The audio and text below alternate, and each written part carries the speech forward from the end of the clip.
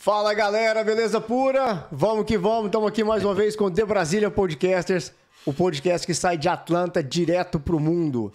Hoje a gente está com um empresário, um convidado especial. Léo, seja bem-vindo. Opa, obrigado pelo convite. A gente é que agradece pela sua presença aqui. Antes da gente começar a sua entrevista, você gosta de faca, Léo? Vamos lá. E gosta? Tá bonita, só pelo cabo aqui. Você já viu a qualidade, né? Sim, senhor. Pois é. Isso aqui, galera, ó, para quem tá aqui, para quem tá assistindo, para quem tá ouvindo, USA SG Knives. Tem o nosso QR Code aqui, entendeu? Sempre o The Brazilian Podcasters oferecendo para vocês o QR Code, para vocês terem acesso às facas originais. Isso aqui, Léo, é quase uma joia. Sim. Essas são facas que a gente usa, entendeu? Não são apenas demonstrativo, mas quando você adquire uma faca dessa, é única. Essas facas são forjadas em gramado. Justo. Forjadas à mão. Bacana. Não existe faca igual. Todas essas facas que se fazem são diferentes, então isso que é bacana, né? Você compra uma faca, você sabe que ela é exclusiva sua. Então, hoje é o primeiro episódio que o convidado é presenteado, eu agradeço. Carlos Eduardo, manda mais uma. Manda mais uma. E mais uma vez para garantir... Muito bacana mesmo, muito bonita. Não, você pode, enquanto a gente está falando aqui, pode abrir aí para você ver. É exclusivo, é exclusivo. E para quem está interessado em adquirir esse tipo de faca, né, tá aqui, mais uma vez, o QR Code, que a gente garante para você, né, a qualidade de entrar em contato direto com quem está autorizado a revender essas facas. Para a comunidade brasileira, mais uma vez, Viver Magazine é a referência que os brasileiros têm. Eu sempre cito os mesmos exemplos para quem está chegando agora, precisa de dentista, médico, advogado. Aqui está a nossa referência. Mais de 34 lugares só dentro de Marieta e mais de 180 lugares dentro da região metropolitana de Atlanta. Você tem um colunista lá que é muito bom. Tá aqui do meu lado. É o Bruno, tá é o Bruno. Cara, é bom. E mesmo para quem está fora do país, pode ter acesso à revista pelo www, pelo site, né, o vivermagazine.com. E aqui, para quem está assistindo, tá lá o QR Code. A gente garante também a segurança informatizada disso. Não é, Bruneira? É isso aí. A revista é nota 1000. Vamos falar do Barbecue, né? O bravo do churrasco. Bravo. Já experimentou? Já tivemos uma oportunidade com o Hugo, né? Ele fez um trabalho excelente ali num get together que a gente teve. Mas, cara, é sensacional. Brabo mesmo. Brabo. Tava lá com ele tava lá no Brasil com o Netão. O cara tá só na... ele tá bem. Ele tá no hype. E tem que estar, né? Porque sensacional, é muito bom mesmo, cara. Assim, você senta lá e só relaxa. É isso que eu falo pro pessoal. Ele tem o staff dele. Faz tudo. Tudo. Sensacional. É um sistema de buffet de churrasco, né? Mas não só churrasco, mas ele faz outra coisa ali. Se você pedir, né? A galinhada, sei lá o que for, ele faz pra você. E é isso que o Leonardo tá falando. Você não precisa se preocupar com nada.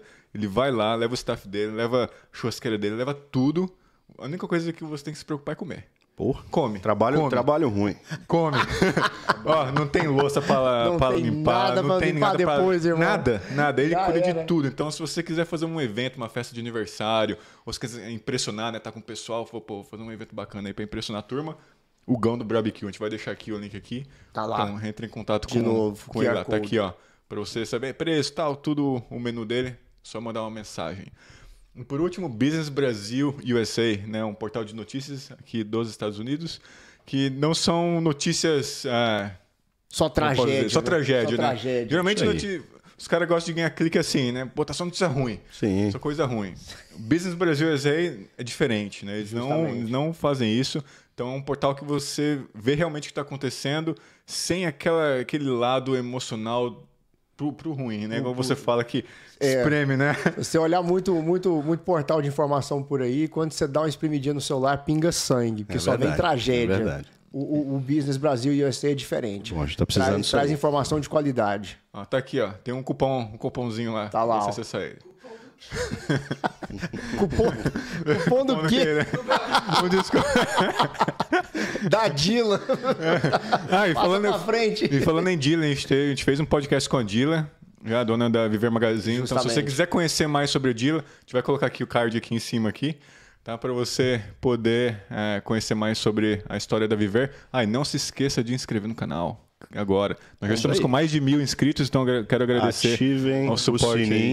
Ative o sininho. Dê um like, deixe seu comentário. Isso aí. Desse jeito nem que seja xingando, mas deixa o comentário. É desse jeito que começa, entendeu? E de repente a gente foi para 1.000 inscritos. É assim que começou.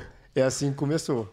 Mas vamos ao nosso convidado. Leonardo, você é técnico, técnico de futebol, empresário, host de podcast. Você faz um monte de coisa aqui, cara. Começando esse projeto aí. Pô, cara, obrigado. Muito obrigado pelo convite mais uma vez. É um prazer estar aqui com vocês. A nossa relação com a comunidade brasileira sempre foi muito, muito intensa, muito presente. Eu tive a oportunidade de servir no consulado brasileiro aqui de Atlanta e a comunidade nossa é maravilhosa. E estar participando desse projeto com vocês aqui é uma honra, uma oportunidade de falar um pouco mais da nossa história, da nossa trajetória e para onde estamos indo. Sim, né? Não, legal. Vamos saber de você. Mas vamos começar pelo começo. Fala de você, de onde que você é do Brasil, né? O que você fez lá, como foi o seu processo de imigração? Sim, então eu sou natural de Montes Claros, Minas Gerais. Ah, chupa, não é de Goiânia. Opa! Um dos poucos.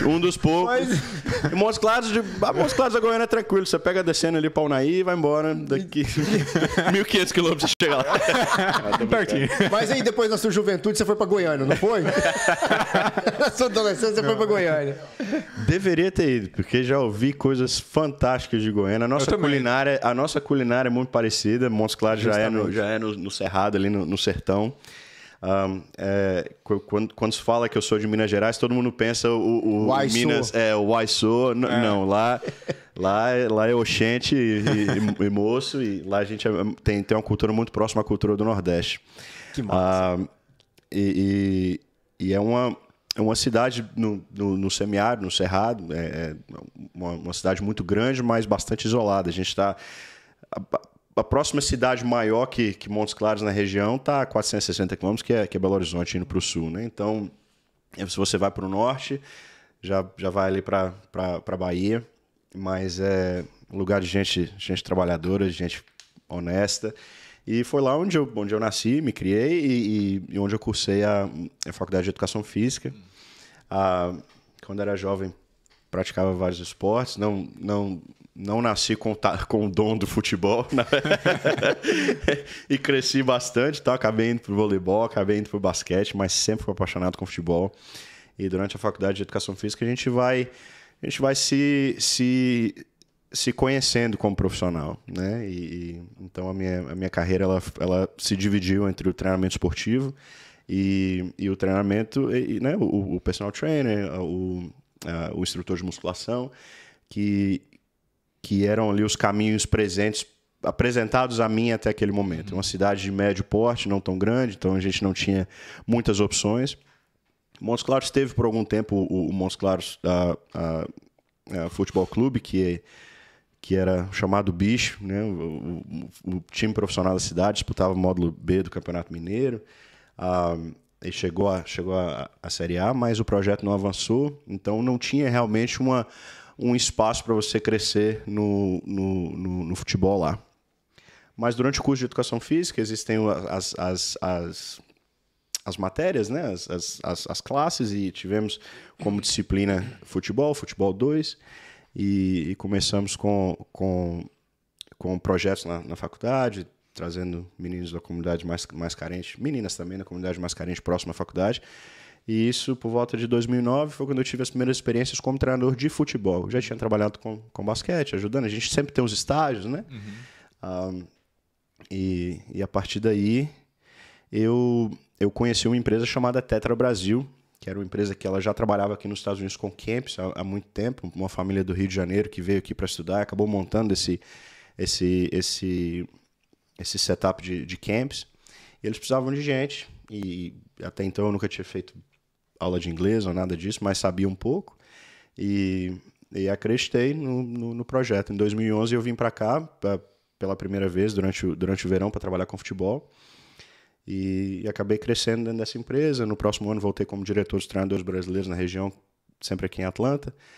Mas em 2014 eles me ofereceram um contrato de um ano. Esse contrato está para trabalhar em um clube em Maryland. E foi lá onde eu fiquei por por 11, 12 meses e aí não retornei mais para o Brasil. Acabei ficando aqui. Em 2013, em uma dessas viagens, conheci a minha namorada, que hoje é minha esposa. E aí acabamos construindo a nossa família aqui em Atlanta. E foi uma decisão sua? Você estava aqui e falou assim, não quero mais voltar. Não, aqui é meu lugar, daqui eu não... Não, de forma nenhuma. Eu queria... até então, os Estados Unidos era um passo, um step para poder chegar num mercado maior, que fosse um mercado maior no Brasil. No Brasil, a gente não tem muito essa cultura de sair do interior para ir para... Aliás, tem, mas não tanto quanto aqui nos Estados Unidos. As pessoas mudam de mercado, mudam de cidade para cidade aqui com uma certa facilidade. Para a gente fica mais, né, próximo da nossa família e tal. Então, até mesmo para ir... Eu queria adquirir experiência para poder chegar em um Cruzeiro, em um Atlético Mineiro, um América, e falar assim, olha, me dá um estágio, deixa eu começar. E essa era a minha intenção. Eu não pensava em morar aqui, não pensava em viver aqui. Gostava do meu período aqui, mas eu sempre fui muito, muito ligado à minha família, muito ligado aos amigos. Então, mas aconteceu que eu percebi duas situações. A primeira, o futebol crescendo de maneira exponencial.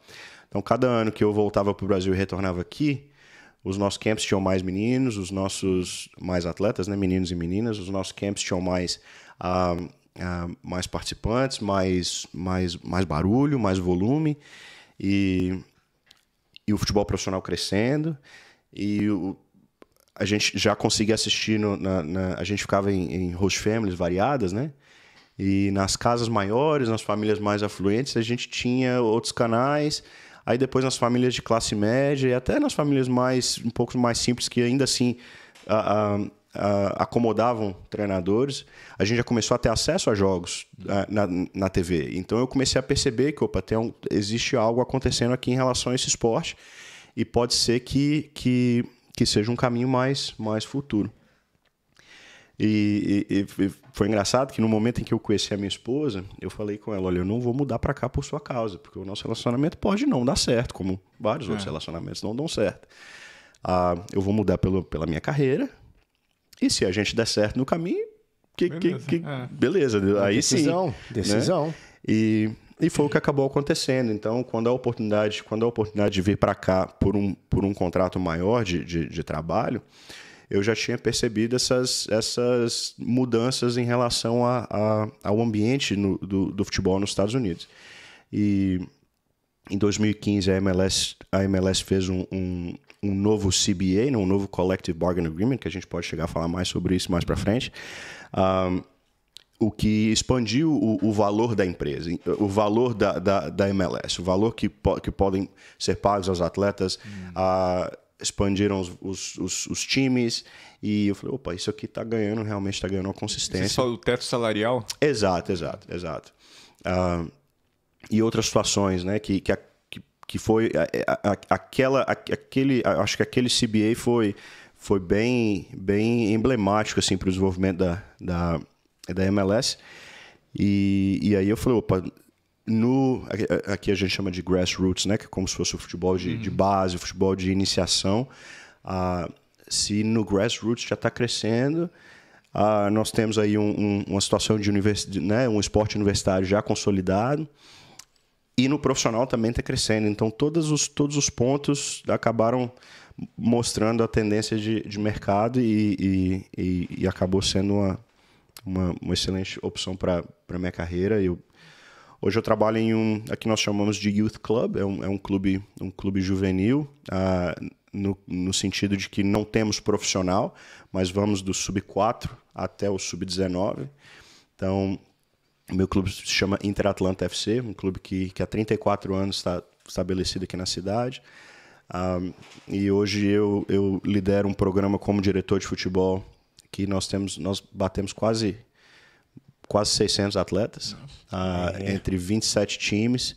Então eu tenho 21 treinadores sobre a minha liderança nesse momento, e vários níveis. Cada faixa etária, a gente tem o nosso sub-14, sub-13, sub-14, nós temos 6 times. Então temos os primeiros times, o time mais competitivo que disputa a MLS Next, que é a liga juvenil da MLS, a liga de base da MLS.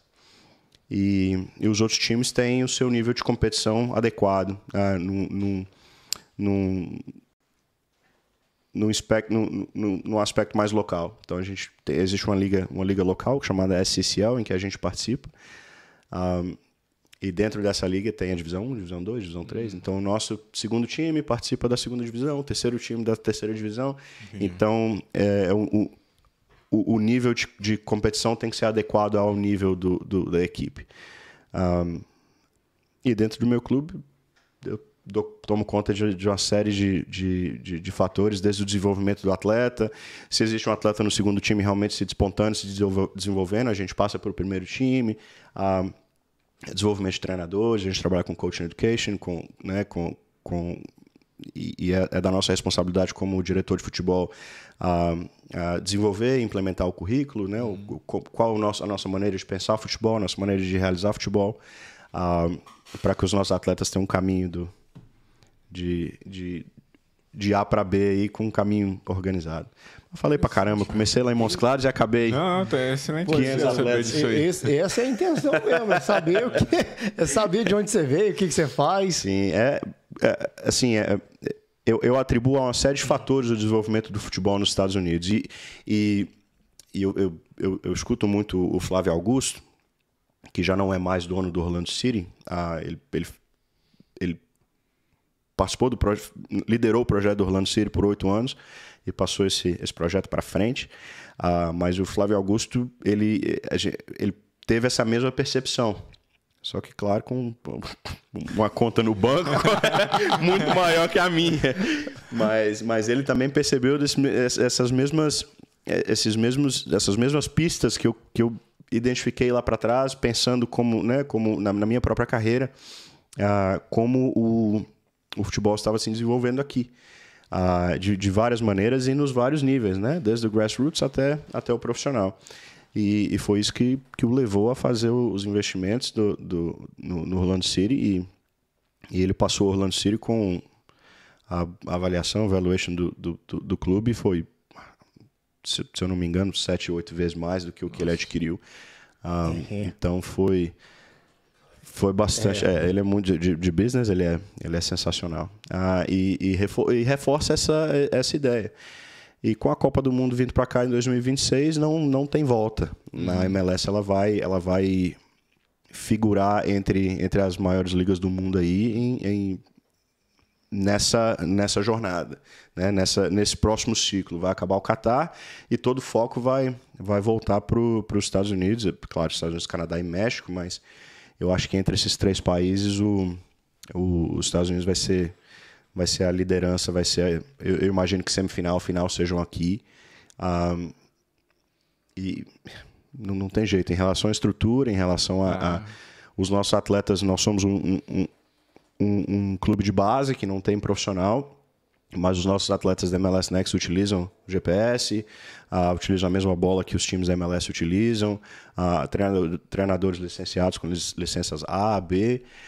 Então a estrutura, a qualidade é muito boa. Sim. Então o sucesso vai ser uma consequência. Quando a gente fala, né, até quando você fala não profissional, até para o pessoal entender, eu também trabalho, né, com atletas e, cara, eu trabalho com high juniors, né, high performance juniors. E assim, cara, é o mesmo nível que profissional no Brasil. Assim, você não fala, se alguém vier do Brasil e vê, o pessoal fala assim, eles não são não profissionais. Sim.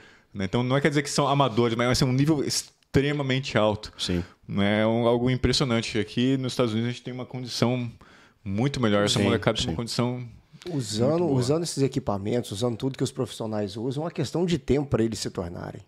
Sim. É uma questão talvez até de pouco tempo para eles se tornarem profissionais. Existem várias discussões dentro do esporte juvenil dos Estados Unidos que se torna realmente muito profissionalizado e de repente passa uma ideia do atleta que ele já é profissional. O que é algo, por exemplo, que no nosso clube a gente tenta manter os nossos atletas o mais no universo mais realista possível. Olha, você veste a mesma camisa que o Joseph Martinez, o nosso artilheiro aqui do Atlanta United, mas você não é ele, você ainda não ganhou nada, você ainda não é nada, você está em desenvolvimento. Mas é difícil. É difícil, porque o futebol é um esporte caro nos Estados Unidos. A grande maioria dos atletas no nosso clube, eles pagam para jogar conosco. Uhum. Então a gente tem alguns obstáculos, por exemplo, relacionamento com os pais. Por que o meu filho não está no primeiro time? E aí você tem que falar com ele, olha, ele ainda não está pronto, ou não é bom o suficiente, mas eu estou te pagando, e aí vem toda aquela situação de customer service, né? Então, a gente não tem tanta liberdade, por exemplo, como um clube de base no Brasil, que libera o moleque sem... Você só não é bom o suficiente, libera e manda embora para casa. Então, existem os prós e os contras, como tudo na vida. Mas em relação à estrutura mesmo, não tem... Acho que não tem país que oferece a estrutura para o esporte juvenil como a gente oferece. Mas é bom ter essa diferenciação. O menino ainda que ele tenha acesso, ainda que tudo seja de certa forma profissionalizado, não quer dizer que ele é um atleta profissional ou que vá virar um atleta profissional. A possibilidade é muito pequena, mas há realmente um terreno muito fértil. E como que funciona para um garoto desse virar profissional em comparação no Brasil? Porque no Brasil a gente... Parece que é mais fácil, né? O moleque tá jogando lá, 17, 18 anos, já joga no profissional, no outro dia já tá lá jogando. Como é que funciona aqui? Tem uma idade mínima que ele tem que subir? Como é que funciona o processo dele? Então vamos lá. Acho que a gente tem que colocar um pouco no contexto histórico quando a gente está falando de futebol de base, porque, e muita gente também não sabe, a MLS ela só exigiu categoria de base para os seus clubes a partir de 2007, 2008 por aí. Então, futebol de base feito por clubes profissionais nos Estados Unidos é algo muito recente, vamos colocar dessa forma. Então, enquanto a gente está falando de bases, por exemplo, na Europa e na América do Sul, que são centenárias, eles ainda têm há um período para desenvolver o lastro, para desenvolver os processos até chegar lá. Mas aqui funciona da seguinte maneira. Se você é um atleta de um clube juvenil, como o Inter Atlanta, que existem milhares desses clubes espalhados pelos Estados Unidos, geralmente esses clubes estão conectados a uma categoria de base de um clube profissional, se o Estado ou o mercado oferece esse tipo de conexão. Por exemplo, aqui em Atlanta, o nosso clube é parceiro do Atlanta United. Nós temos vários jogadores que começaram com a gente, começaram a se despontar, começaram a se desenvolver, e nós repassamos esses atletas ao Atlanta United. E aí, quando a gente fala de repassar, muita gente associa, e o valor, e o custo... Não tem valor, não tem custo. É a primeira coisa que eu pensei. Exato. Esses atletas são clientes nossos. Nós não temos direitos em relação aos direitos esportivos desses meninos, não tem contrato, não tem nada disso. E esses atletas, então, são repassados ao Atlanta United porque é o lugar que eles têm que estar mesmo, que vai oferecer o estímulo suficiente para eles se desenvolver todo o seu potencial para se tornar um atleta profissional. Então, se você está numa categoria de base de um clube da MLS, você tem 2 acessos a uma carreira profissional. O seu primeiro acesso é o contrato que aqui é chamado de homegrown, que é quando você sobe da base para o profissional. Tá? Então, vamos lá. Você é palmeirense, né? Sim. Tá. O Hendrick, ele é um homegrown. Okay. Tá? O Veron, homegrown, que já foi negociado agora. O lateral direito lá que tinha muitos minutos, depois não tinha. O Danilo, o volante, também homegrown. Então, todo mundo que sobe da base aqui nos Estados Unidos, eles entram no profissional com status de homegrown. Mas por que tem esse status e por que tem essa diferenciação? Porque o elenco de um time de MLS, cada atleta tem o seu status. Um time da MLS ele tem uma quantidade X de dinheiro que pode gastar em relação a salários. Tá? Um atleta, quando ele é homegrown, quando ele tem um status de homegrown, o salário dele não é descontado no valor total. Então, o clube tem um incentivo financeiro para poder promover atletas da base. Então, esse é um caminho que você vai da categoria, você vai do Youth Club para o clube da MLS, da base de um clube da MLS, de um clube da MLS, da base você vai para o profissional. Um outro lado é quando você é você é atleta de algum Youth Club, ou você é atleta da base de um time da MLS, você não assina o Homegrown Contract e você forma no seu Youth Club a partir dos 18 anos, você termina a sua escola e forma, e aí você vai disputar a faculdade, vai participar do college aqui, né? Dos jogos universitários. A partir da sua escola, do seu status, aqui cada faculdade tem a sua divisão, né? 1, 2 e 3. E aí funciona num processo parecido com os outros esportes americanos, como NBA, NFL. Você se declara para o draft, você participa de combines, participa de eventos para que você tenha um ranqueamento, para que os recrutadores saibam mais quem você é. Você faz ali um currículo com todas as suas estatísticas, todos os seus minutos, quantidade de jogos, quanto você performou, coloca num pacote ali. E aí o primeiro time na ordem do draft escolhe o primeiro atleta. E o segundo escolhe o outro. E aí é como o draft da NFL, da NBA, da NHL, MLB. Então é bem o estilo, o modelo de governança dos esportes americanos. Então, para o menino chegar a um profissional nos Estados Unidos, você tem essas duas vias. Ou você vai pelo homegrown, ou você vai pelo draft, aqui é chamado de super draft pro futebol.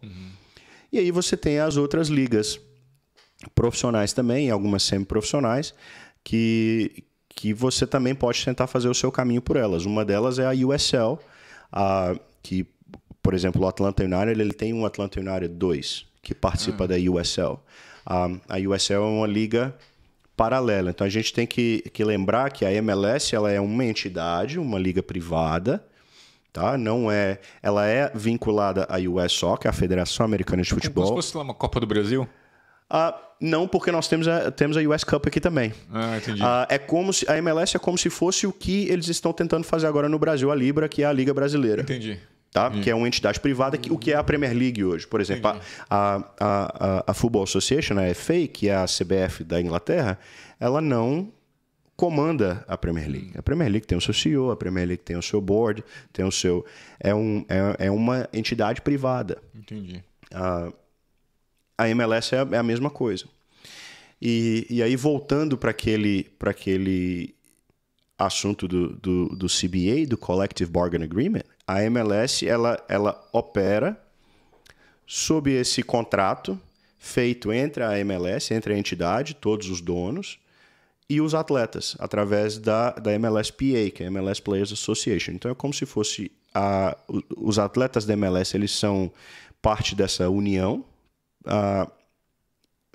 e eles sentam a cada 5 anos, sentam na mesa e concordam, fazem esse agreement, que é o que rege a estrutura da MLS. E no Collective Bargaining Agreement tem tudo isso.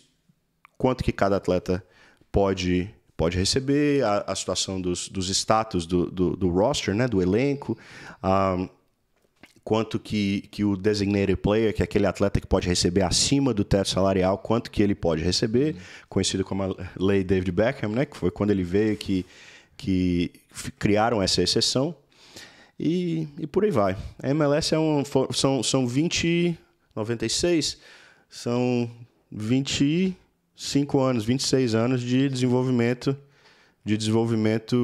né, de um alinhamento aí entre jogadores e donos de times, de franquias, que constitui a MLS que é hoje. Mas é um produto, a MLS é um produto espetacular.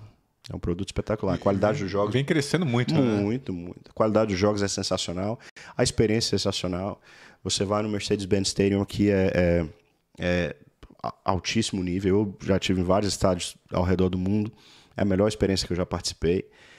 Em relação ao seu conforto, em relação ao acesso a alimento, acesso a bebida, internet, tudo isso que você... Estruturado. É bem estruturado. Eu levo... Meu filho foi para um jogo de futebol com primeira vez com 2 meses. Olha. E vem... Já foi, ele tá com 1 ano agora, já foi quase mais de 10 partidas. Você não vai levar o seu moleque de 2 meses pro Itaquerão. Não vai. Não dá. Não dá. Com todo respeito à estrutura que a gente tem no Brasil, mas não dá. E melhorou bastante depois da Copa, com todos os problemas que a Copa do Brasil trouxe. É inegável o salto que o Brasil teve que ter para receber a Copa do Mundo. Infelizmente, alguns desses estádios estão largados, alguns continuam sendo bem utilizados. Acho que nenhum deles ainda foi pago inteiramente.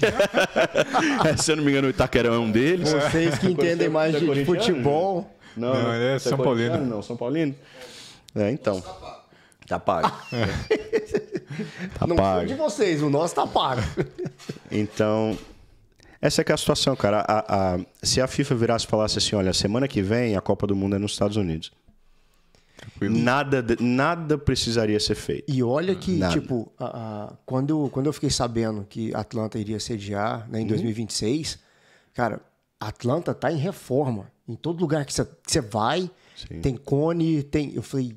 Cara, já estão preparando já a cidade. Não é só para a Copa. Não, já estava em reforma já antes. Já tinha lugares que estavam em reforma, mas aí de repente começou obra atrás de obra, obra atrás de obra. Mano, tem muito tempo daqui para lá e os caras já estão a todo vapor. Se a Atlanta tem chance da final, eu acho que não vai ser. Ter chance tem.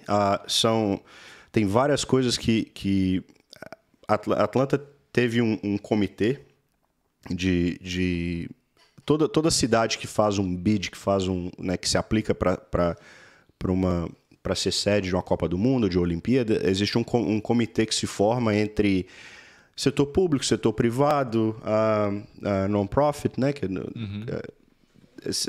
E aí, por exemplo, o presidente do Atlanta United até então, Darren Eales, que agora vai assumir o Newcastle, fazia parte desse comitê. O Carlos Bocanegra, que é o diretor técnico do Atlanta United, ali o segundo, né, depois do presidente. Aí o prefeito da cidade, tudo. E aí forma-se esse comitê e apresenta para a FIFA, olha, é isso que a gente pode oferecer.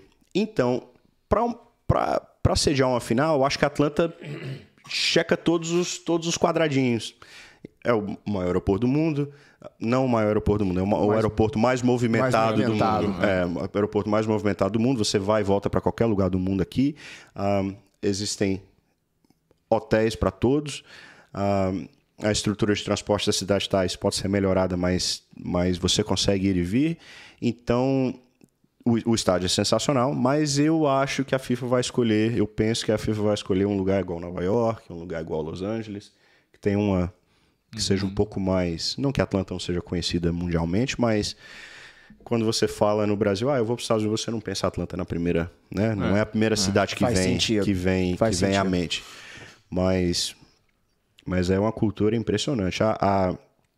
Para quem não acompanha muito a MLS, o Atlanta United é um clube que foi fundado em 2017. Foi uma expansão, né? A MLS ela começou com 10 equipes somente. E a MLS começou em 1996. A Copa do Mundo... O Atlanta United iniciou em 2017? 2017. Você é um bebezinho? Sim. Não sabia que era tão novo assim, 2017. Foi conferida a franquia o dono do Atlanta United é o Arthur Blank, que é dono também do Falcons, para quem acompanha a NFL aí. Ele ofereceu a proposta. Então, hoje, para você botar uma equipe na MLS, e foi o que assustou o Ronaldo, o fenômeno do mercado americano. O Ronaldo chegou a comprar uma equipe aqui chamada Fort Lauderdale Strikers. O Léo Moura estava aqui na época. O Fort Lauderdale Strikers disputava a USL, se eu não me engano, ou era uma outra dessas ligas aí. E para você colocar uma equipe hoje dentro da MLS, o fio que você paga para a liga é $330 milhões. Isso é só o fee para entrar. E você tem que que checar todos os outros quadradinhos. Você tem que ter o seu estádio, você tem que ter a sua estrutura, você tem que ter o seu projeto do CT, você tem que ter... Então você não joga na MLS hoje com um investimento menor que 650, 700 milhões de dólares. Nossa, é muita grana, muito dinheiro. Muita grana. É mais barato comprar o Cruzeiro. É mais barato comprar o Cruzeiro, mas foi muito mais barato comprar o Cruzeiro. Foi muito mais barato comprar o Cruzeiro. Tá na hora de comprar. Foi muito mais barato. Foi o Cruzeiro, Valladolid, mais 2, um na França, um em Portugal. Só a FIPA entrar na MLS foi quase o preço do Cruzeiro. Sem sombra de dúvida. Sem sombra de grana. É muito roda muita grana aqui. E aí o interessante é o seguinte, que esse FII que a MLS recolhe do time que está entrando, a MLS pega um pouco para os seus custos operacionais e ela repassa o FII igualmente para todos os outros, as outras equipes. A MLS é diferente. Mantém uma base forte. Sim, a MLS é diferente do nosso entendimento de futebol, mas quando você olha por um lado de business realmente, não há hoje clube da MLS que não seja profitable, que não tenha lucro. Todos os clubes geram lucro. Então a MLS ela é feita para proteger o investidor. Interessante. O esporte ele vem, o esporte ele, o desempenho esportivo ele vai vir a partir da gestão. Então se você está indo bem, se você está fazendo dinheiro, a sua performance esportiva vai vir. Então primeiro e a MLS ela vem crescendo. A MLS não está esperando mais entre um CBA e outro para aumentar os tetos, para aumentar os caps. Então, do ano passado para esse ano, já aumentou quanto você pode gastar com atletas, já aumentou o valor que você pode pagar para o designated player, que é cada time tem 2 jogadores que pode receber acima do teto. Que é o caso agora, por exemplo, do Gareth Bale no Los Angeles. No Los Angeles FC. Los Angeles FC? LAFC, não é Los Angeles. O Galaxy é outro, LAFC. O Bruno é que entende de futebol. Eu nem entendo muito de futebol, não. Eu tô mais perdido. O negócio dele é jiu-jitsu. Você mata leão, chave de braço. Inclusive, no jiu-jitsu, um salve aqui, um abraço muito grande pro André Muniz Sergipano, de mock pro mundo, de Montes Claros, já que a gente falou de MMA aqui. O André era colega nosso na academia lá na Gracie Barra no Brasil, tá com 9 vitórias seguidas no UFC. Massa 9 vitórias seguidas. Então, todo mundo que é de Montes Claros, a gente tem que mandar um salve. Claro, salve Sergipano, guerreiro. E mandar um abraço aí também pro pessoal de Goiânia. Obrigado, Bruno. Valeu. Pega esse que passou em branco. Em casa. 99% das pessoas que sentam aqui é de Goiânia. Aí fica falando. Aí eu tô tão feliz que você estava aqui. Não, estamos falando de Goiânia. Finalmente um. Mas aí tem que mandar um salve, né? Pra não passar em branco. Não pode deixar passar em branco, pelo amor de Deus. Goiânia, salve. Leão, muita farra boa. Você falou sobre o consulado brasileiro aqui. Sim. E aí eu também quero explorar um pouco essa questão do seu podcast, né? Fala pra gente sobre o consulado. Seus projetos, né? Além Vamos. Pelo amor de Deus, eu tô perdido aqui no assunto. Eu tô calado, velho, caladinho aqui, velho. Eu não vou ter nada pra comentar, peraí. Não, é muita informação, porque realmente a MLS, o futebol tá em franca expansão e a MLS ela é muito diferente do que a gente conhece.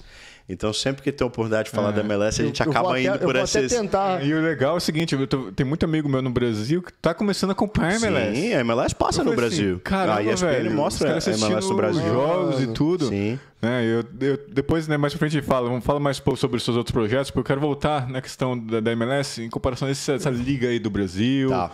Né, fazer essa comparação, acho que o pessoal vai gostar. Vou dar um jeito de investir meus $1.000. já sei onde é que eu vou investir. Bom time, cara, bom time.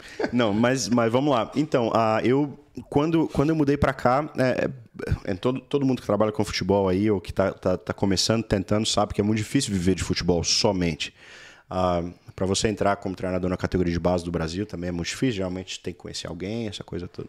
E aqui não é diferente. Então, eu sempre trabalhei como personal trainer, como instrutor de musculação. Então, quando eu me estabeleci aqui em Atlanta, eu trabalhava em um clube muito parecido com o que você trabalha. Você está no Indy Hill, né? Você atende alguns atletas lá? Eu fui lá, agora eu tô atendendo atletas no Cherokee County Tennis Center. Yeah. Então, é um clube muito grande chamado Lifetime Fitness. Conheço. Então, tinha os meus atletas lá e tinha também...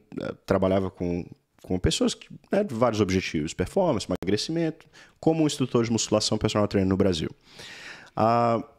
Eu fui renovar o meu passaporte no consulado brasileiro e vi uma oportunidade de trabalhar como secretário administrativo. E a questão da academia aqui também era um pouco diferente do Brasil. A academia aqui, principalmente na Lifetime, envolvia muita venda. Você tinha que vender suplemento para as pessoas, você tinha que vender testes. Eu falei, poxa, o profissional de educação física ele é um cara do serviço, né? Ele não é um cara da venda. Apesar de que tem a venda do seu serviço, mas enfim, não venda de produtos em si. E aí eu comecei a ficar um pouco mais, e eu queria realmente focar mais no futebol. E eu falei, talvez o consulado me dê um pouco mais de estabilidade para continuar com o futebol. E eu apliquei para o processo seletivo. Tinham vários outros brasileiros. E acabei sendo contratado dentro desse processo seletivo. Você é um contratado local, você não é diretamente ligado ao Ministério de Relações Exteriores, você não é diretamente ligado à diplomacia brasileira, mas está ali prestando um serviço que é... Né, eu registrei o meu próprio casamento, por exemplo. Isso foi bem massa, legal. Olha só. Então, eu casei aqui nos Estados Unidos, e aí você tem que fazer o seu registro no Brasil, não é, Bruno? Você não pode estar casado em 2 lugares, não. O Léo tava lá. Esse casamento aqui... Não, esse casamento aqui eu não vou assinar. Não vou. Era o dele. Era o meu. Esse casamento aqui não. Esse casamento eu não vou assinar. Mas, nossa, tem vários casos de alguém que chega... Casa aqui, separa aqui, não falou nada com o consulado, não falou nada no Brasil. E aí... teve filho, e aí tem muita confusão. E a gente trabalhava diretamente com a população brasileira lá. Eu comecei na parte de vistos, porque tinha um nível de inglês um pouco melhor, então quando o visto era requerido para o cidadão americano entrar no Brasil, hoje não é mais, a gente dava visto para as pessoas, fazia entrevista, verificava a documentação e emitia visto. E eu trabalhava lá de 8 às 5 e de 6 a 10 dando treino, trabalhando com futebol. Oi? Ficou. Mandei muita gente. Você não vai entrar. Você tá querendo vir, né, safado? Você não vai entrar no Brasil. Esse cara quer ficar, hein? Sem trabalho fixo aqui? Sem trabalho fixo? Você tem os seus $50 por dia para se sustentar no Brasil. Mas tiveram algumas situações legais, por exemplo. Eu peguei um pacote um mail, né, um correio oficial de Los Angeles. Eu li isso, um pacote de passaportes americanos. Aí estou olhando aqui, Germanota, a família Germanota. Beleza, Stephanie Germanota. Falei, olha, eu conheço essa moça. A Lady Gaga é Stephanie Germanota. Era Nossa, eu negava, velho. Desculpa, eu negava. Esse aqui não vai. Era Lady Gaga, banda e família, que ela estava indo pro Rock in Rio. Eles estavam indo pro Rock in Rio e a gente emitiu os vistos para todo mundo. E, inclusive, ela ela teve uma crise de alguma situação de uma doença. Ela não pôde fazer o show. Mas tiveram essas situações, Sting, outros, né, o pessoal mandava tudo de Los Angeles pra gente poder fazer aqui. Então foi uma experiência bem legal, foi uma experiência bem bacana, você aprende muito e aí você realmente se conecta com a comunidade brasileira. Aí você realmente se conecta com as dificuldades, os problemas. E aí depois que o visto foi, a necessidade de visto para o americano foi removida, aí eu acabei passando para o lado brasileiro mesmo, que é como se fosse um cartório. Todos os serviços que... Então, a pessoa pode ser o cidadão brasileiro que né, de repente veio para cá muito novo, ele se alista no exército, aqui no consulado, ele se inscreve para votar. Então, o consulado brasileiro realmente oferece uma assistência muito, muito grande. Eu sei que algumas pessoas reclamam, é serviço público, a gente, né, tenta, eu ainda tenho vários amigos que trabalham lá, pessoal que é bastante dedicado, mas você é, né, de certa forma, freado ali pelo... Existe todo o sistema. Eu fui muito lá, eu já claro. sempre fui super bem entendido, cara. Bom, assim, entendimento nota 11. Que bom. Não, nem 10, 11. Sempre. 100% das vezes que eu fui, super bem entendido. Eu cara. tive a chance de uma vez... do consulado, é um trabalho muito forte e dá uma segurança muito grande, né? É é o maior desafio que a gente tem como imigrante, é chegar em um lugar e não ter quem recorrer, não ter se algo acontecer, quem que eu busco, né? Justamente. Então já tivemos situações né, existe uma linha de chamada de emergência, tivemos situações de buscar pessoas no aeroporto, tivemos situações de tráfico de pessoas. Então, assim, pesado, eu não estava diretamente envolvido, mas a gente tem um departamento no consulado, né? O consulado tem esse departamento de assistência a situações mais complicadas. Então, um abraço também, outro salve aí, pessoal do Consulado Brasileiro em Atlanta. E em outros que poxa, cheira sensacional. Aquele cara. Eu não quero nem perguntar de onde saiu esse apelido aqui. É o Alessandro. É o Alessandro. Eu não sei, Júnior, se você souber o porquê do cheiro, apelido dele. Abraço pro Figuraça. Ele é técnico de informação. Cheira, chega aí, velho. Chega aí, Cheira, pra contar pra gente de onde saiu esse apelido. Para de marra, meu irmão. Ele é fantástico. Ele é responsável, técnico de informação, qualificadíssimo. O cara é uma personalidade, né? Não? Primeiro surto foi ele que trouxe. Ave credo aí. Mas fantástico, cara sensacional. Pessoal do consulado, grande abraço mesmo. E o podcast? Antes de voltar pro assunto do futebol. Aí, ó. Vamos lá. Não, peraí. Não, calma, ele não terminou ainda. Então você trabalhou lá? Sim. Aí trabalhei no consulado e foi... Então, eu trabalhei no consulado e dando treino à noite. E continuava nessa vida dupla e tentando encontrar uma maneira de trabalhar exclusivamente com futebol. E foi um momento em que eu achei... eu comecei a procurar instituições para me qualificar ainda mais. E até então eu tinha o curso de educação física, eu estava até então bem educado, bem versado em relação à fisiologia de um atleta, ao desenvolvimento físico, né, a parte física do esporte.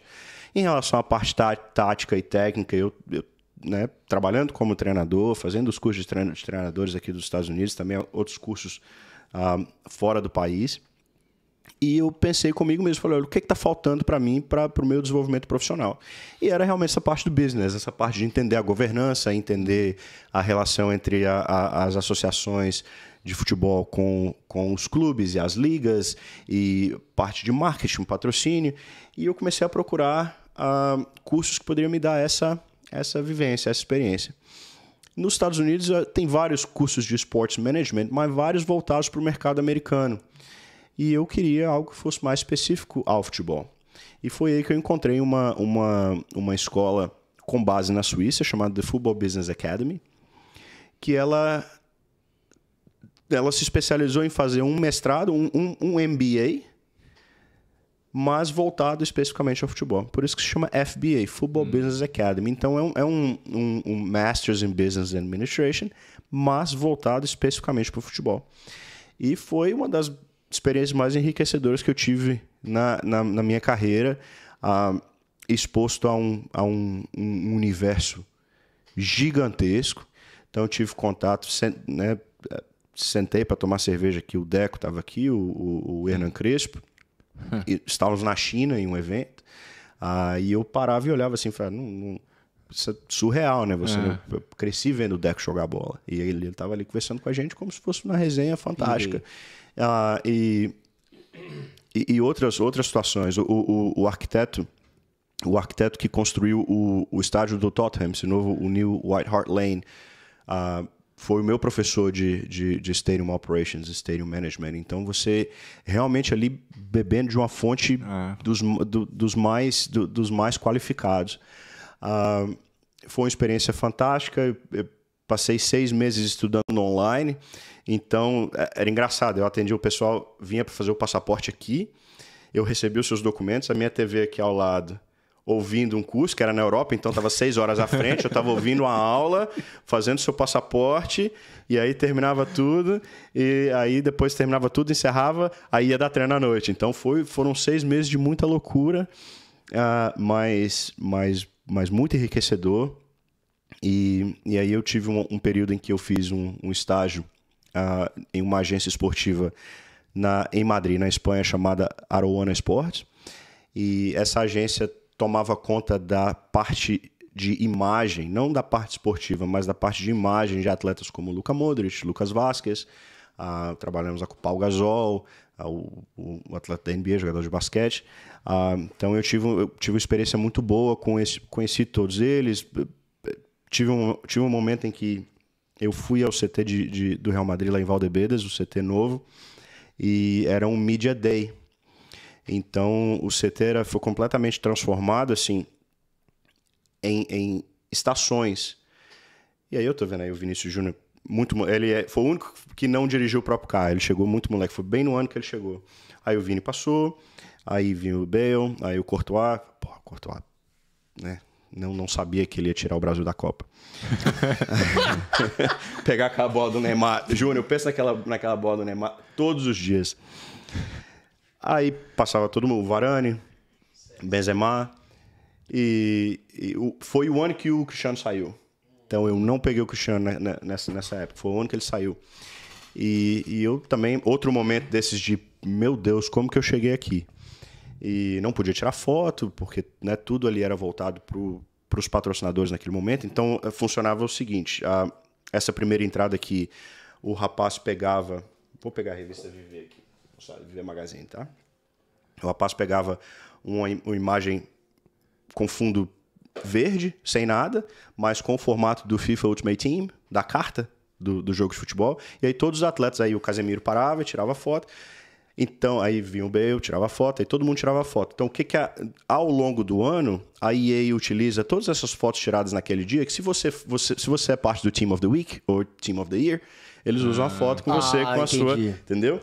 A próxima estação, o próximo room ali, o próximo quarto, era da Audi.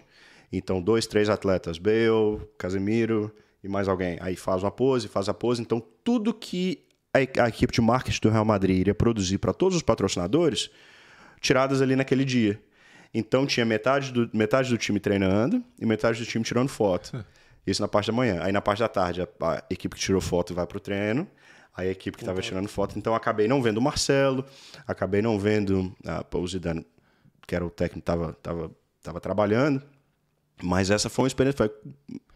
Quando que lá de Montes Claros eu ia participar. E aí, claro, né, brasileiro, aí eu pegava o telefone, eu tenho algumas fotos assim, eu pegava o telefone, botava aqui assim e mandava e tirava. Eu não vou não tirar foto nesse dia. Aí, na saída, o Casemiro parou e a gente conversou um pouco. Sensacional, cara, muito, muito, muito legal. Mas foi uma dessas experiências que eu não teria, né, nunca imaginava que ia acontecer.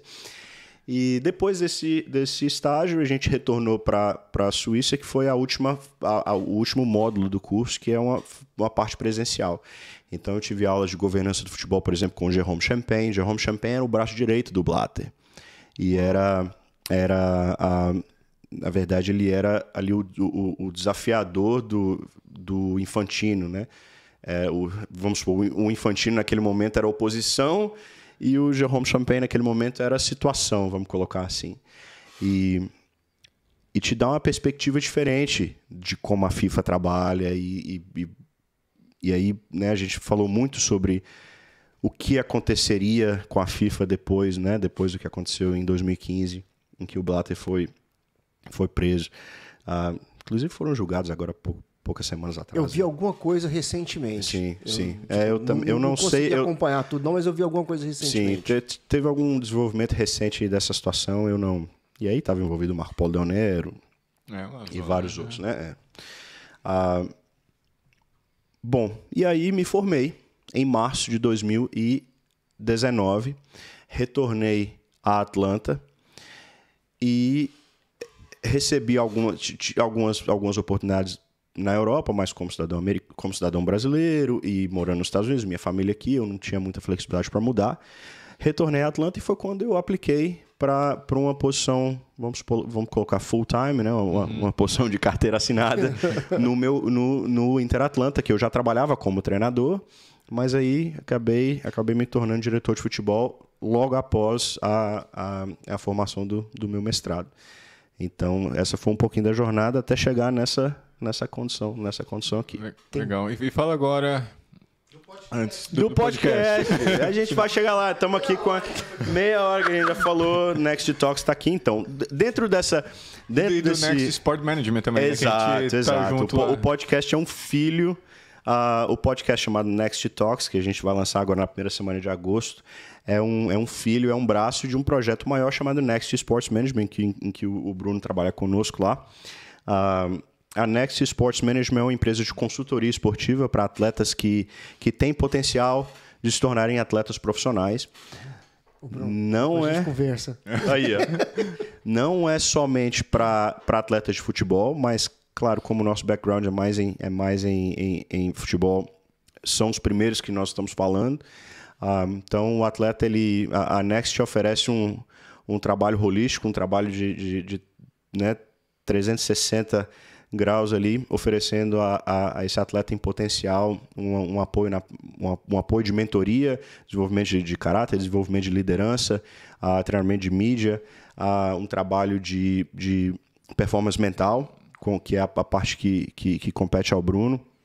Nós temos outros consultores que trabalham com parte física, parte de nutrição, e também temos o trabalho de mídia social. A gente oferece a esse atleta gráficos de mídia social para que ele desenvolva a sua presença digital, desenvolva a sua base ali, os seus fãs, e para que esse atleta em algum momento monetize isso, se realmente se tornar um atleta profissional, já tendo ali boas métricas de mídia social e boas métricas de uma imagem consolidada, é mais fácil você chegar a uma empresa, um Gatorade, e falar assim, olha, eu tenho esse atleta que vai impactar jovens de 15 a 18 anos, se vocês estiverem lançando um produto e queiram um embaixador.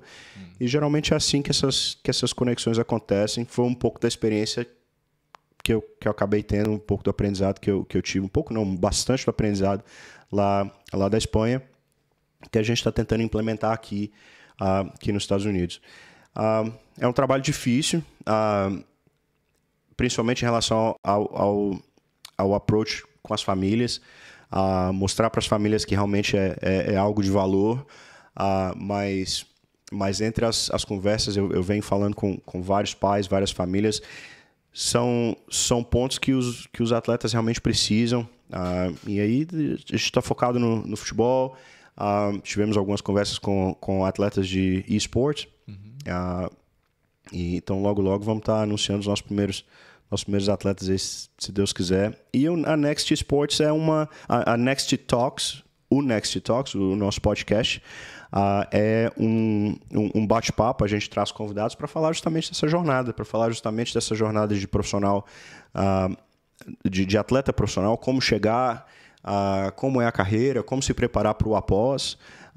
E a ideia é debater questões aí, pertinentes ao desenvolvimento esportivo, sob várias óticas. Então a gente quer falar com pessoas, a gente quer falar com repórteres, a gente quer falar com pessoas de mídia, a gente quer falar com esportes, a gente quer falar com futebol, a gente quer falar com futebol americano, para a gente falar.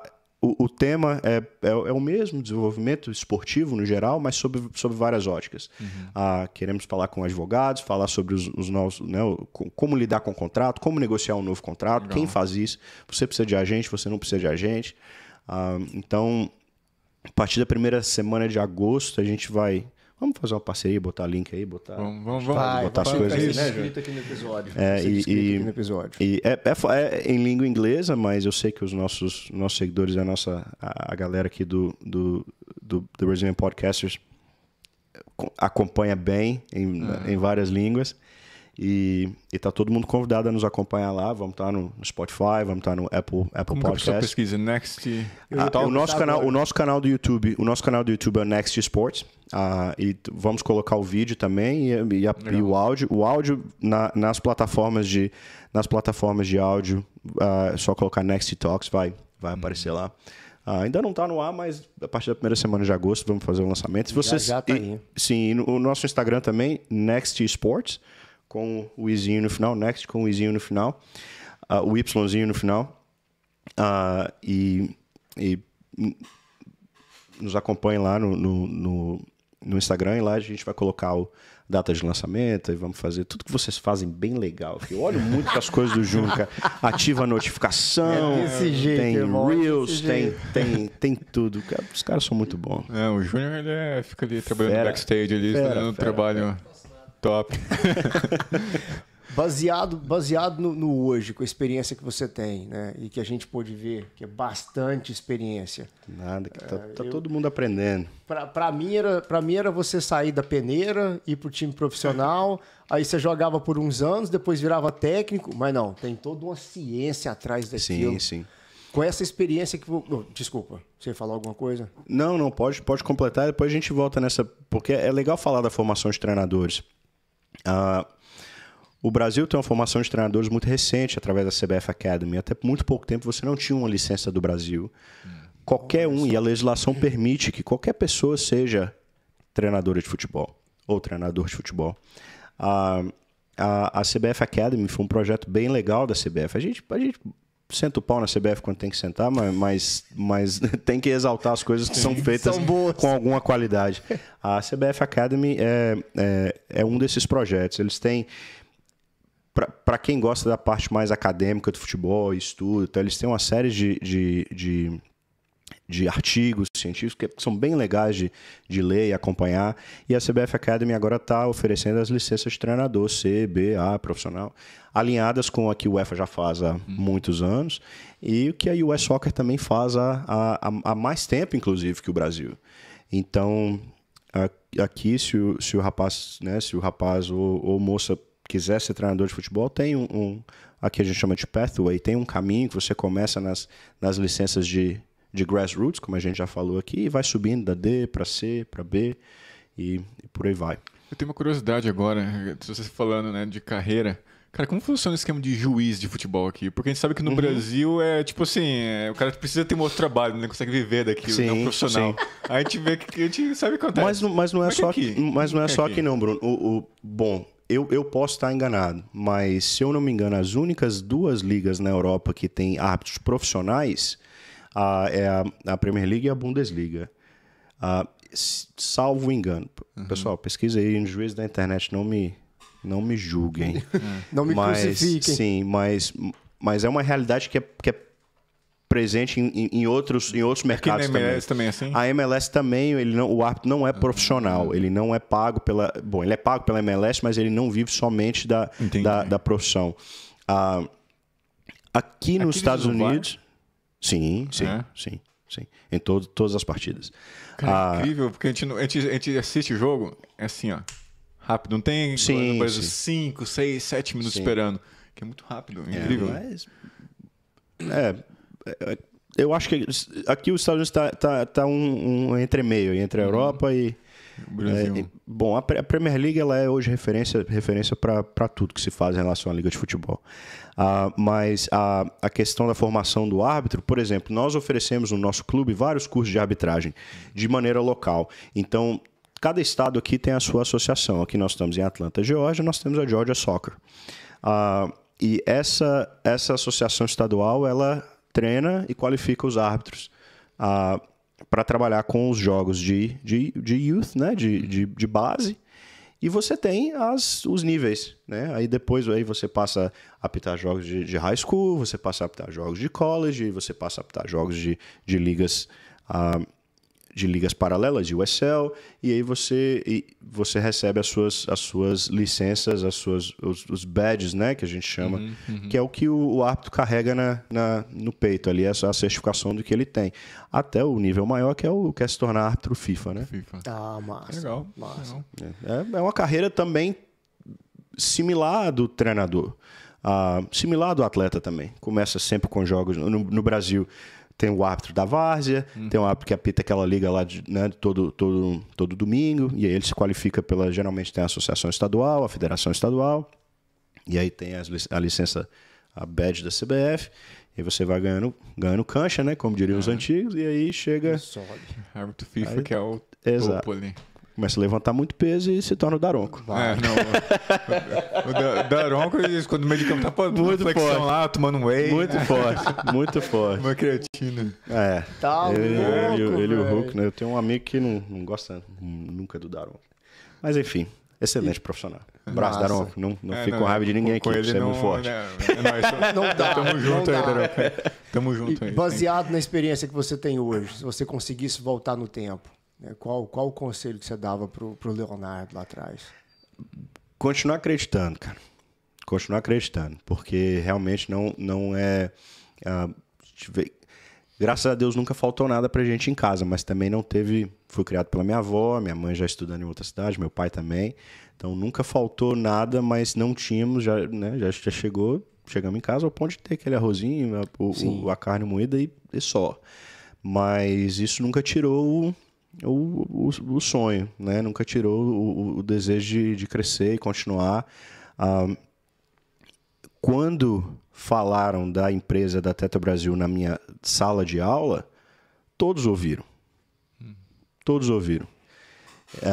E somente eu tomei uma atitude até intempestiva. Cheguei aí ao banco, porque no primeiro ano eu tive que pagar, aliás, recebi as passagens de um pai de um amigo que me presenteou com as passagens, mas eu tive que pagar os custos de vistos, peguei um dinheiro emprestado no banco e realmente só fui pagar esse empréstimo depois de muito tempo. Mas são situações que, infelizmente, é o que a gente vive no Brasil. Para mim, quando tentam traçar um paralelo de Brasil e Estados Unidos, para mim, a coisa que vem primeiramente é a questão do acesso. Então, no Brasil é muito difícil você ter acesso às coisas. Aqui você tem acesso e tem a escolha. No Brasil você não tem a escolha. Então, é muito difícil de uma pessoa sair de uma determinada situação social pela dificuldade do acesso, pela dificuldade mas o sonho não pode desistir. A partir do momento que você se acomoda, como eu tenho, então assim, eu retorno à minha cidade, não tanto quanto eu gostaria. Então a gente passa 2, 3 anos sem ir, de repente, e retorna, e às vezes eu vejo os mesmos indivíduos do mesmo jeito, da mesma maneira, com os mesmos hábitos, visitando os mesmos lugares. E em um determinado momento eu pensei que eu não queria isso para mim. Eu queria continuar crescendo. Não para ninguém, mas para si próprio. Sim, para você mesmo. E o sonho continua aí. A Next Sports, por exemplo, vamos colocar, é uma startup. Então, nenhuma startup dá dinheiro. Startups geralmente pagam para ter clientes e para depois... E essa é a luta mesmo. Então, nós começamos em março, né, Bruno? Foi quando a gente teve as nossas primeiras reuniões ali, fizemos o nosso grupo de WhatsApp. Então, de março até agora, a gente ainda está construindo, trabalhando, conversando com famílias. E às vezes eu fico assim, poxa, eu tenho os meus colegas lá e eu não falo nada para eles, mas é porque realmente essas coisas demoram. Tudo que é legal, tudo que é de verdade, tudo que é para ser... É no tempo que tem que ser. Exatamente. Então... E isso até é bom, porque isso meio que filtra, né, as pessoas que estão ao nosso redor e tudo. Porque as pessoas sim, quem quer estar, quem não quer. Quem quer exato. Que vai estar até o fim. Exato, né? exato. E fala os seus planos para o futuro. O que você pretende ser na sua carreira de treinador, empresário e tal? Então, eu sei que em algum momento eu vou ter que parar de treinar, que é a parte mais legal da profissão, para falar a verdade. E eu tô tendo, por opção, eu já treinei várias faixas etárias, meninos, meninas, futebol feminino nos Estados Unidos, nem precisa falar, um número gigantesco de praticantes, atletas de altíssimo nível. Há 1 ano e meio, eu optei por pegar times mais novos. Então, eu trabalhei com atletas de 10 e 11 anos na temporada passada. E agora eu vou até mais novo. Vou trabalhar com atletas de 8, 9 e com mesmo time.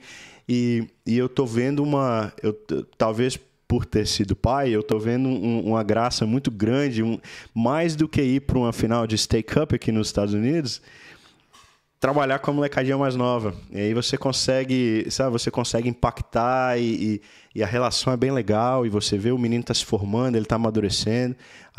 Agora eu tô trabalhando com com meninos, com atletas do sexo masculino, mas é uma relação muito legal. Então, eu não sei se eu ainda estou pronto para parar, então eu ainda quero avançar um pouco mais as minhas licenças. Eu estou na licença C daqui dos Estados Unidos, até apliquei para a licença B da CBF, eles me aceitaram, mas, se eu não me engano, ainda estamos com uma situação complicada de Covid lá no Brasil e essa licença não vai acontecer ou foi reduzida, algo assim. Então, eu quero ainda chegar à minha licença B, de repente uma licença A. Não que a licença... O conhecimento é muito bom. Eu me considero um treinador com experiência e qualidade suficiente para estar nesse nível, mas a licença ela te dá ali uma acreditação, um plus. Fala assim, olha, realmente essa pessoa é dedicada à carreira profissão. Então, pelo nascimento do meu filho, eu atrasou um pouquinho a minha aplicação para a licença B daqui dos Estados Unidos, mas vamos tentar entrar no curso. Eu quero avançar um pouco mais, desenvolver a Next Sports Management. Eu acho que a gente tem muito potencial. A Next ela entra aí para resolver um problema. Realmente existem muitos atletas nos Estados Unidos que têm potencial, mas ou eles não estão no MLS, numa academia da MLS, numa categoria de base da MLS, e não recebem o mesmo tratamento para competir cabeça a cabeça com os que estão lá. Então, a nossa solução é tentar mitigar esse espaço, a remover esse espaço e oferecer a outros atletas também a oportunidade, o acesso a um contrato profissional no esporte. E aí, desenvolver a Next Talks, eu acho que produção de conteúdo é algo importantíssimo para a sociedade em geral, falar sobre, levar informação a pessoas. Mais uma vez, a gente volta ao acesso, levar informações, levar conversas, levar opiniões que sejam embasadas, que sejam né, opiniões centradas. E eu acho que o futuro é esse aí. Seguir a Next, crescer a Next Sports Management num ponto que a gente possa ter uma quantidade boa de atletas, continuar desenvolvendo as parcerias e desenvolver o Next Talks aí para ficar tão boa igual o Brazilian Podcasts. Vamos ter que contratar o Júnior. A gente vai caminhando junto. Legado. Que legado você quer deixar, Léo? Cara, eu brinco assim, eu tive uma entrevista lá na Europa que a pessoa me perguntou se eu escrevesse um livro, qual seria o título do meu livro. Então, pensa aí, depois você me fala o seu. Mas eu na hora eu falei alguma coisa lá e depois eu voltei para casa pensando. E, cara, eu nunca fui o melhor. Eu nunca fui o melhor atleta de basquete do meu time. Eu nunca fui o melhor aluno da escola. Mas eu acho que o título do meu livro seria assim, o melhor cara mediano que teve. Sabe? O que eu falo de legado é que, de repente, você não é o das 5 estrelas, você não é... Vamos lá, Tom Brady. A gente falou de draft aqui. O Tom Brady era o sexto, foi do sexto round, lá no final da Bacia das Almas. O Tom Brady foi recrutado e virou o maior da modalidade. Michael Jordan também, ele falava Michael Jordan já foi, sim, Michael Jordan tomou não de várias faculdades, são vários. Cafu foi negado acesso a não passou em várias peneiras. Isso não determina onde que você pode chegar. E eu acho que, em relação a legado, o que eu quero deixar para trás é alguém que, de repente, não era dos mais brilhantes ou dos mais reconhecidos, mas que conseguiu chegar, mas que conseguiu, através de trabalho, através de dedicação, através de amizades, de parcerias, ser o melhor mediano que tem. Massa. Bom demais. Pergunta filosófica aí. Pense aí, moçada. Pensa aí. Se você escrever sua biografia, qual é o título? Legal. Fala aí. Eu vou usar essa pergunta aí, pessoal. Pergunta. Justa, que é difícil responder. É difícil responder essa pergunta. É difícil. Você começa a pensar. Sim. Provavelmente você vai usar isso no seu podcast, mas nós vamos usar aqui também. Vamos. Você já tá sabendo o que nós vamos fazer. Você já tá sabendo o que nós vamos fazer. Já é a pergunta. Obrigado, cara, por ter vindo. Tem muito assunto ainda pra gente conversar. Vamos marcar. Vamos fazer um parte 2? Vamos fazer um parte 2. Vai ser bem-vindo. Né, pra gente focar bastante nessa questão da MLS, né, o Campeonato Brasileiro, pra gente fazer nessa comparação. Acho que o pessoal vai gostar bastante de eu quero ir pra resenha eu quero ir pra resenha do dia do jogo. Ninguém me convidou. Eu estou ofendido. Vamos. Estou ofendido. Os caras fazem a resenha aí. Vamos fazer um jogo do Cruzeiro. Sim, vamos. Da última vez que eu vim aqui, eu falei assim, o Cruzeiro tem uma capacidade enorme de estragar com o seu final de semana. Agora não mais. Agora mudou essa vida. Não, cara, mudou. Eu assistia, né? Porque assim, eu sou um cara estranho. Eu tenho 2 canais no YouTube que eu gosto de assistir muito. O que é o do Barolo, que é do São Paulo. E o Cruzeiro Esporte. Mas eu só assisto quando perde. O São Paulo toma de 4 lá. Deixa eu assistir o Barolo e metendo pau. Quando perde, eu gosto de assistir as reactions, né? É muito engraçado, velho. Eu acho muito legal, assim. E, claro, a partir do momento... Pô, cresci cruzeirense, né? E o Cruzeiro no interior de Minas tem uma presença muito forte. Em Belo Horizonte também. Mas a partir do momento que você vai trabalhando mais com futebol e conhecendo um pouco mais... você se torna um pouco menos torcedor. Então, assim, eu sou... Na hora que os amigos começam com a corneta ali, com a corneta, com a bagunça, eu sou a voz sensata da experiência. Então eu brinco com eles, eu falo assim, eu não vou opinar, eu presto consultoria. Se você quiser... experiência, cala a boca. Mas a situação do Cruzeiro, ela foi assim, e engraçado que eu falava com a turma em 2017, 2018, eu falava, moçada, comemora. Outros times quebraram sem título. Pelo menos a gente está ganhando alguma coisa. Celebra, porque o negócio está feio. Mas foi muito mais feio do que... O Cruzeiro teve muito pouco de fechar as portas. Muito pouco. O Palmeiras ficou assim também em 2014. Se não fosse o Paulo Nobre colocar dinheiro do bolso, cara, a gente estaria na 3ª, 4ª divisão. Cara, Palmeiras não, hoje. Agora, certeza. Né, quem tinha Márcio Araújo, agora celebra Arthur Vidal. Né? Jorge Preá. Nossa Senhora. E o Cruzeiro vai ter esse momento. A gente vai olhar pro time de 2020, pro time de 2021 e falar assim, nossa, como que jogaram, mas... Mozart, Ronaldo salvou mesmo. E eu achei legal, eu acabei conhecendo o Paulo Assis, que era o CEO do Ronaldo, do Cruzeiro, através... O Paulo Assis trabalha com a equipe do Ronaldo, né, o grupo Ronaldo, né, que tem a gestão do Valladolid, e teve um evento em Miami que ele participou e a gente acabou se conhecendo, e só daquele você já vê que a gestão profissional é o caminho. Né? Então a SAF veio, Clube Empresa já existia no Brasil, tem pessoal que confunde um pouco, acha que Clube Empresa e SAF é a mesma coisa, não é. O Clube Empresa já existe no Brasil há muito tempo. A SAF é você ter um clube, associação, e você retira o futebol somente. Então o Cruzeiro tem o seu voleibol, o Cruzeiro tem a sede, né, tem o clube social, tudo isso pertence ao Cruzeiro Associação, e a SAF somente, o futebol somente pertence ao Ronaldo. E o Botafogo com o John Textor, e aí o Vasco, se eu não me engano, também agora já finalizou a parceria com uma outra equipe, com outro grupo, né, que vai de empresário.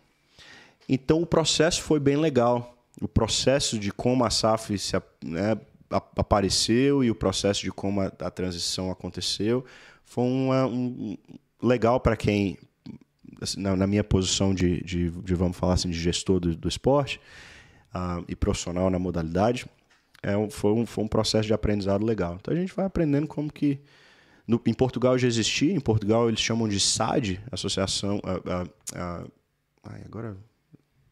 Agora me pegou. O D é do desporto, né? Mas é como se fosse a SAF do Brasil. Sociedade Anônima do Desporto. SAF é Sociedade Anônima do Futebol. Então, uma experiência legal. Bom, Cruzeiro, se eu não me engano, ganhou do Bahia. Até o momento que nós começamos aqui. Já tive ganhado, a não ser que algo aconteceu. A gente pode olhar. Olha aí. Né? Eu acho que perdeu. Não fala isso, Bruno. Eu vi que o Bahia fez 3 gols, né? Isso. 1-0, Cruzeiro, gol do Stênio. Eduardo Brock, com toda a sua qualidade, foi. Já atualiza aí. Já acabou. Então, Cruzeiro, 10 jogos no Mineirão, 10 vitórias. Vamos lá, cabuloso. O pessoal que está escutando, a gente vai trazer, né? Vamos vir aqui mais uma vez. Vamos.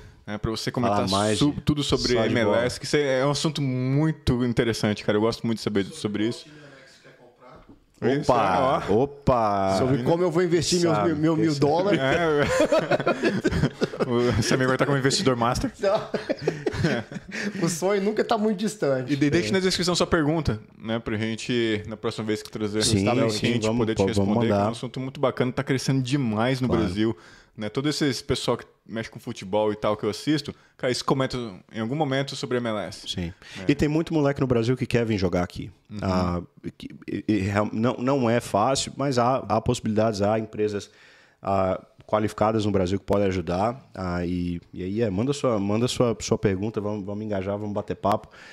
Conhecimento só é bom quando disseminado, cara. Sim, conhecimento que fica preso na cabeça não resolve nada. Manda sua pergunta, a gente vai tentar responder o mais preciso possível. Legal. Tá valendo. Legal. Léo, você, cara, você tem muito conhecimento, cara, muita coisa legal. A gente vai querer explorar mais isso. Obrigado por ter vindo aí. Foi um prazer, pessoal. Comentem aqui, participem. A comunidade brasileira é uma comunidade muito forte nos Estados Unidos. Aqui em Atlanta, mais ainda, o pessoal muito trabalhador mesmo, pessoal que sonha alto, que tenta fazer as coisas acontecerem. E também nos acompanhe lá, Next Sports. A gente está no Instagram, Facebook, LinkedIn e no YouTube também. A gente começou o canal e vamos começar a postar conteúdo. E de repente alguma dessas informações que a gente vai passar lá sirva para vocês aí, para guiar alguém que está lá no Brasil, para guiar alguém que está aqui, o seu filho, o seu primo que joga bola em algum clube, e aí dá um pouco de direção, um pouco de ajuda. Isso aí. Isso aí, legal. Antes de encerrar, vamos só dar um alô aí para quem ainda está interessado, para quem sempre está interessado em facas, né? Tá aqui as facas exclusivas. O QR Code está lá para garantir a integridade da venda para você, direto do Carlos Eduardo para quem vai comprar. A nossa referência... claro. USA SG Knives, né? Não podemos deixar de falar, mais uma vez. A nossa referência para a comunidade brasileira, o QR Code está lá, é só escanear que você vai parar direto aqui. Para quem quiser, né, ajuda, que chegou ainda não domina o inglês, Viver Magazine. O Bruno é comentarista da parte esportiva. Para quem não tem acesso à revista física. Tá fixa agora, ele tá segurando bem firme, tá fixa. Para quem não tem acesso à revista física, é só ir pela internet, né, pelo vivermagazine.com. Basta escanear aqui o QR Code, que vai sair lá.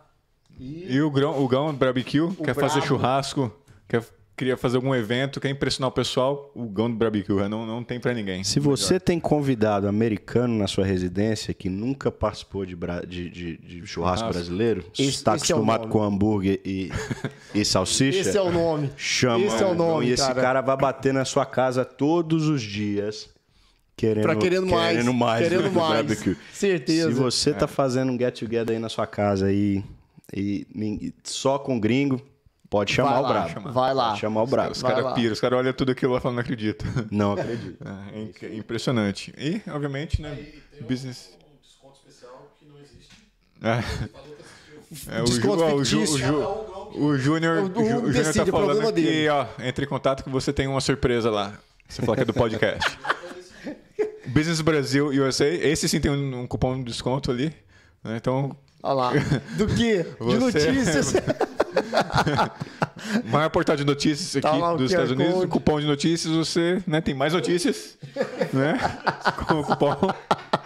E tá aí, um abraço pro Rodrigo. Tem episódio dele que a gente vai colocar aqui. Foi um episódio muito, muito bacana mesmo. Não se esquece de compartilhar. Né? Compartilhar, se inscreva no nosso canal. De se inscrever. Obrigado mais uma vez pelos 1000 inscritos no canal. Bom demais. Isso aí. É sempre um agradecimento do fundo do coração. É isso aí. Léo, obrigado por ter vindo. Poxa, irmão. eu que agradeço. Valeu. Muito obrigado pelo convite. Foi um prazer. Um abraço para toda a comunidade brasileira aqui dos Estados Unidos, todo mundo no Brasil assistindo a gente também. Vamos continuar, vamos manter contato. Manda mensagem, ativa o sininho, pega a notificação aí. É isso aí. E tamo junto. É isso aí. Vamos colocar na descrição aí todo o Next Sports, tudo. Exato. Pessoal, valeu demais, galera. Fica na paz. Tchau, tchau.